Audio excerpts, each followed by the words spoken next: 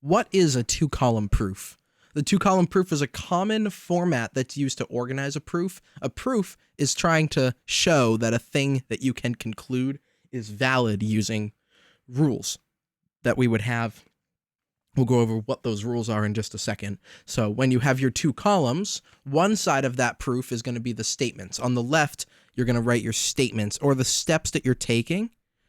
And a proof itself is just justifying everything that you're doing. So on the right side of it, you're just going to write a reason. I can do this because of this thing. So think about it like you're giving instructions to someone out loud. The first thing we're going to do is start here, and that's because this is what we know to begin with. The second thing I'm going to do is this thing because this rule allows me to do that thing, etc., until you reach the point that you were trying to actually get to. So you're showing all of the steps and why you can do them. The different reasons that you can use, those might be different properties that you know. It might be definitions that you know. It may be postulates, like your segment addition postulate. Or it may be theorems, like some theorems we may or may not have learned yet. We will add to the list everything that we've learned in class so far, and everything we will learn going forward could be a potential reason listed on a two-column proof. We're going to do some algebraic proofs to get us ready with this idea, because we should be comfortable with the process of solving an algebra problem, and so just adding in the reasons is going to be the only new piece. When we start our proofs, we're usually going to be given some information. In this case, we're given this equation, 4x minus 1 equals 27. And we're looking to prove that x equals 7 in this equation. We may know, if we're looking at this, that you're going to add 1 to both sides and then divide by 4, and that's going to give you x equals 7. You should be able to do a two-step equation in your head, or at least out, not necessarily in your head, but you should be able to find all of the steps to solve this if you were going to list it out on paper. In this case, it's been listed for us. All of our statements are already done. There's only 3 of them. One of our reasons was listed, and that's going to be pretty much always the first step on any proof that you do, is to list the given information. We can say in step 1 that 4x minus 1 equals 27 because we were told that it does. We were given that. These are the starting parameters. To go to step 2, where 4x equals 28, we had to do something. And if you're doing the math out long form, you would say, hey, let's add 1 to both sides. Adding 1 to both sides is an example of the addition property that we just learned in our properties of equality. And so that is the answer that we'll write on step 2. We're going to list the addition property. What did you do to get to that step? Well, I added, right? I took plus 1. And you don't need to write those steps. You just need to show what property you did. And that way you're communicating. If someone's looking at this and going, how did they go from step 1 to step 2? You tell them it's the addition property. So then they look back and they go, oh, well, what would I have added to 4x minus 1 so that it becomes 4x? If they don't know what the addition property is, then they can go look it up because you've given them the answer. On step 2 to step 3, how did we go from 4x to x? Well, you would have had to divide by 4.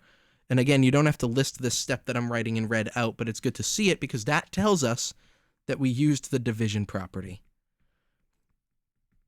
And that's the whole proof. All we've done is list the steps we take and why we can take those steps. Using algebra, we're just looking to use those properties of equality, so you should have that paper available to you with all of them listed. We're going to do number 2 together as well. We're starting off being told that a divided by negative 6 plus 2 equals 5, and we'd like to prove that a is equal to negative 18. Well, we'd start exactly where we started before. We take what we were given, and we write it down, and we say we know that because it was given to us. When we look at step 2, we say, what's changed between steps 1 and 2? What would you do first if you're trying to solve this? You'd subtract 2 from both sides, which is exactly what they did. So when we're listing our reason for step 2, it's the subtraction property because we subtracted. That's the whole thing. That's the whole step 2. Now, how did I go from step 2 to step 3? Well, if I'm dividing by 6, to undo that, I would multiply by negative 6. And that gives me an example of the multiplication property.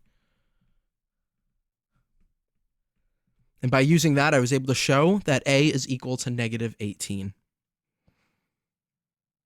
We're listing all the steps we're taking. Before I do number 3 for you, see if you can do these 4 steps on your own.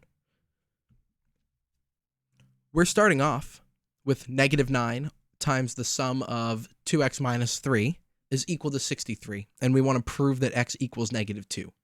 So the first step that they've filled in for you is rewriting that initial equation and listing given as the reason. If you look at step number 2, suddenly we don't have parentheses anymore, but the 63 hasn't changed, so we didn't divide by anything. We didn't necessarily multiply both sides by everything, so we're not going to use these operation properties we just mentioned. All we did was simplify the parentheses by multiplying the 9 into negative 3 and into 2x, giving you negative 18x plus 27.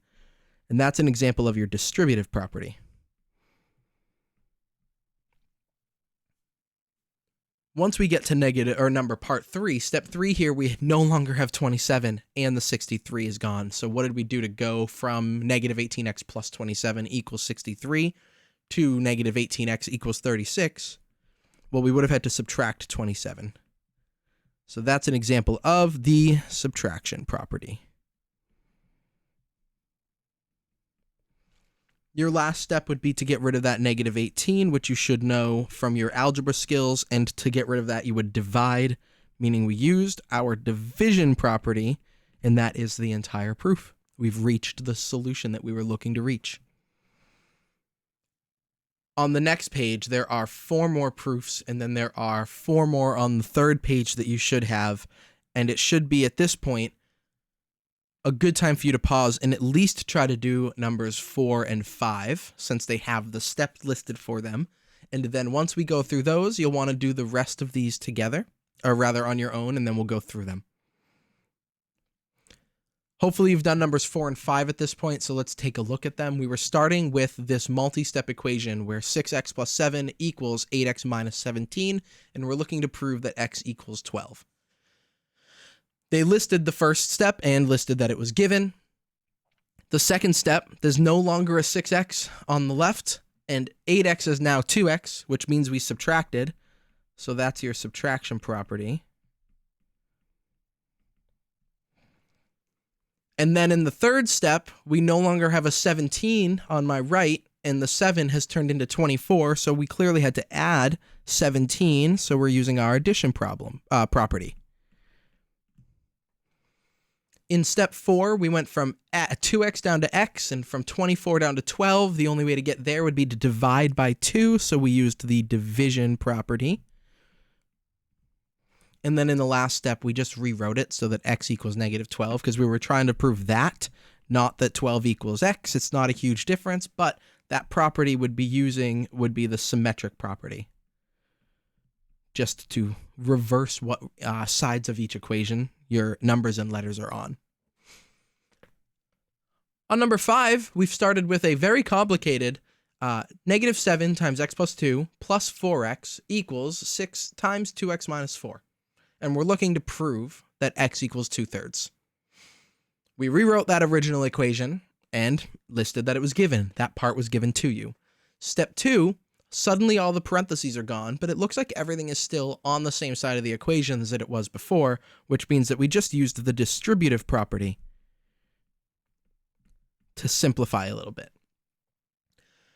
On step 3, we went from negative 7x and a 4x to a combined negative 3x minus 14, and nothing really changed sides. That's just combining like terms, which you may have written, or you can just write simplify, which is also a valid reason for this, just saying we're simplifying the left side of the equation. On step 4, there's no longer a 12x on the left or the right side of your equation, and the negative 3 is now negative 15, which means we subtracted the 12x, so that's your subtraction problem. You may be the kind of person, I am the kind of person, that actually would have added the 3x to both sides, making it an addition property problem, and it would have ended up at the same point. That's where some of these things have different answers, different choices for you to go through, and you're not necessarily going to be wrong if you do something slightly different than other people might expect you to. That's the great thing about math. There are options. Step number 5, we've lost the negative 14. And in fact, the negative 24 increased up to negative 10. So both sides had numbers added to them, meaning this was the addition property. And on your last step, we went from negative 15x and negative 10 to x and a fraction 2/3. The only way to go from a whole number to a fraction would be to divide, which means we used the division property, and that is the whole proof. So as mentioned before, you should try at least 6 and 7 on your own before moving on to do 8, 9, 10, and 11 on the third page. The difference here is that your proofs are completely blank. One thing that I'll tell you is you may not use all of the spaces given. They're giving space so that you can do them. There might be multiple ways to do the proofs that may require 4 steps. You may be able to do them in 3. You may need more. But if you feel like you reached the thing you were trying to prove and still had extra space at the end of your proof, that's totally fine. There's a good chance you were still correct. So hopefully you've paused and done numbers 6 and 7 at this point. On number 6, we're given a statement. 3x plus 1 equals negative 14. We're trying to prove that x equals negative 5. What I don't want you to do is go 3x plus 1 equals negative 14, skip everything, and write x equals negative 5. Don't do this. You're kind of locking yourself into this idea that it's going to take you 4 steps. You're also assuming that you know exactly where you're going to go and how you're going to get there. You may not be able to prove everything. That happens sometimes. What you want to do is list things as you're actually about to use them in your proof. So I'm starting with 3x plus 1 equals negative 14. And I know that because it's given to me. That's reason 1 and step 1. But I don't know where I'm going to go next until I actually do it. So I shouldn't write anything until I take the next step. In this case, solving for x, I would subtract 1 from both sides, which would give me 3x and a negative 15. You're more than welcome to do the problem out somewhere on a third piece of paper and then kind of transfer your steps over and say, this is what I did here, that's what I did there. This was the subtraction property. And then to go from 3x down to x, I would divide by 3, which means my third step is going to be x equals negative 5, and that would be my division property. And then I would stop because I've proven what I was trying to prove. X equals negative 5 was the point we were looking to get to, and this one only took 3 steps.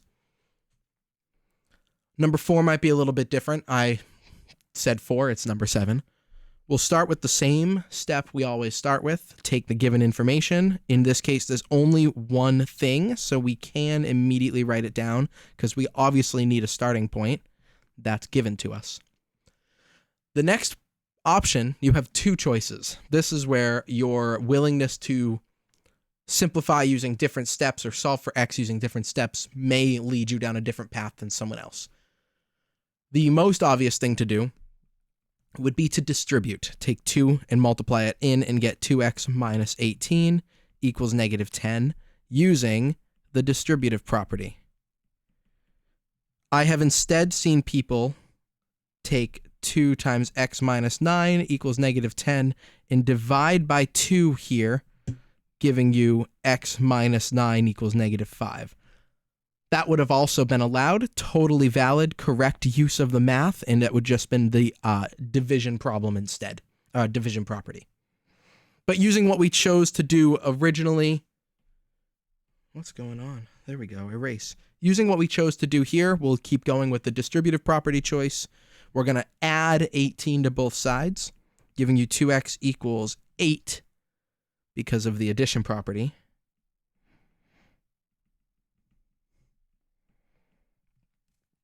And then I will, on step 4, divide both sides by 2 to get x equals 4 using the division property. And that's the whole proof. If you had instead done the division part in step 2, you would have ended up with x minus 9 equals negative 5. And you would have added to both sides and gotten x equals 4 in 1 step shorter. And same result, so it's totally fine whichever choice you took. You should take a moment now to do numbers 8, 9, 10, and 11, and then unpause and we'll do them together. I'm going to go a little bit faster on these because there are 4 of them. We're starting off with our given statement, 5y minus 1 all over 2 equals 7. That is given to me.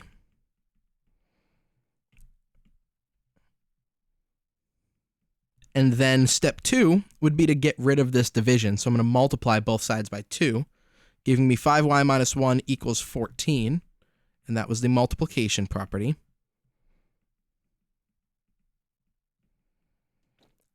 On step 3, I would be adding 1 to both sides, giving me 5y equals 15. That is addition.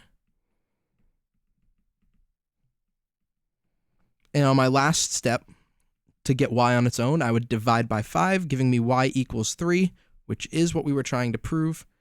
And I used the division property to do so. That's number 8. On number 9, we're starting off with 10k minus 4 equals 2k minus 20. We're looking to prove k equals negative 2. So the first step here is that it was given to me. Second step is that I can subtract 2k from both sides to get all of my variables on 1. By doing so, I'll end up with 8k minus 4 equals negative 20. And I used the subtraction property. I keep doing that. Step 3 would be to add 4 to both sides, just to get rid of that 4 on the 8k side. So I would have 8k equals negative 16, because negative 20 plus 4. We added, so that's my addition property. And then the last step would be to divide negative 16 by 8, both sides rather, giving me k equals negative 2. Again, what we were trying to prove. And that was using the division property. Hopefully these algebraic proofs are starting to make sense. You can do the problem out by hand on a separate piece of paper and then just write your steps down and what property you would have used. On number 10, we're looking at our first step being negative 8 times w plus 1 equal to negative 5 times w plus 10. Now, there are times when I'm doing distributive property problems where I like to just divide and get rid of the number I'm multiplying because I'm going to have to multiply or divide by it later anyway. But in this case, that would be a bad idea because negative 8 and negative 5 won't cancel with each other. So I'm absolutely going to multiply this into my parentheses distribution to get negative 8w minus 8 equal to negative 5w minus 50. And that would be your distributive property. Step 3 would be some way that you want to try and get the variables on their own. You can add 8w to both sides. You could add 5w to both sides. Really up to you. I'm going to add 8w to keep my numbers positive. So we'll end up with negative 8. Actually, I'm going to run out of space if I do that. So what I'll do is I'll add the 5w to both sides, and I will get negative 3w minus 8 equals negative 50, only because I don't have a sixth column, a row on my proof to do the final step I would need. And that's just the limitation of it being pre-printed for me. So that step here would be the addition property. On step number 4, I'm also going to add to both sides to get the 8 out of there. So I have negative 3w and then negative 42. That was addition as well. And then my last step would be to divide both sides by negative 3, giving me 14 for your answer. W equals 14, and that would be the division property. Now, the reason I didn't do what I wanted to do before is that it would have left me with 14 equals W on this step, which means I would have technically needed a sixth step to use the symmetric property and write it as W equals 14. That's the reason I chose to keep the numbers I had, because I would have needed a sixth step and I didn't have a sixth row. But if you did that on your own paper, that would have absolutely been fine. Technically, that extra step, that sixth step, you would have just been able to write if you're doing your own two-column proofs without a pre-printed list of steps. Our last one on number 11, we're going to start with exactly what we have, our given information. 14 minus 2 times x plus 8 equals 5x minus all of 3x minus 34. That's a lot to write in there. That is just my given. We're looking to prove that x equals negative 9. First thing we're going to do is distribute. That is what's happening every time. It's the easiest thing to take care of parentheses is to just distribute into them. So what we're doing here on this second distribution here is that there's secretly a -1 outside of that parentheses, and we're going to distribute that -1 into the parentheses. So 3x will become -3x, but -34 will become plus 34. And that is, pardon my errors when writing my steps down, that is step 2, the distribution property. Distributive property. On number 3, we're just going to simplify, combining our like terms. So if I take 14 and subtract 16, I'll get -2x minus 2. And then 5x minus 3x is 2x plus 34. So I should have -2x minus 2 equals 2x plus 34, which is just a step dedicated to simplifying. Step 4, we can add things to both sides or subtract things from both sides. It's up to you which direction you want to go. I'm going to keep my variable on the left, so I'm going to subtract the 2x from both sides, which means I'm going to have -4x minus 2 equals 34. That's just a subtraction problem, a subtraction property problem.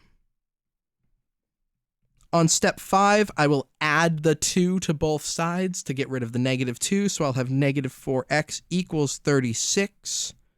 That's addition. And my very last step would be to get x on its own by dividing by -4, giving me an answer of x equals -9, which was what we wanted to prove. And that is an example of the division property of equality. And that is everything on algebraic proofs for your first set. Hopefully these make sense, but if they don't, we will have more, and you'll have more chances to practice. Thank you.